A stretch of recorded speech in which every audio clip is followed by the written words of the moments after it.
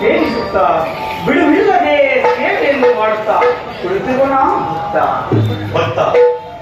ಈ ಕೈಲಾಸದಲ್ಲಿ ನೀನೇ ನಿಜ ಭಕ್ತ.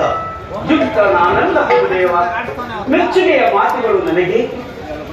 ನೀನಲ್ಲದಾರುಂಟು ಹೆಚ್ಚಿನ ಭಕ್ತ. ನೀನೇ ನಾನು, ನಾನೇ ನೀನು. ಪರಮೇಶ್ವರ, ನಿಮ್ಮ ರೂಪವನ್ನು ನೋಡಿದನು, ನಿಮ್ಮ ಭಕ್ತಿಯನ್ನು ಮಾಡಿದನು, ನಿಮ್ಮ ನಾಮವನ್ನು ಭಜಿಸಿದನು. ನಾನಿದು ಹೊರಡಲು ಅನುಮತಿಯನ್ನು ಕರುಣಿಸಿದೇವ. ಹೋಗಿವಾನಂದೀಶ್ವರ, ನಿನಗೆ ಮಂಗಳವಾಗಲಿ. ಓಂ ನಮಃ ಶಿವಾಯ. ಓಂ ನಮಃ ಶಿವಾಯ.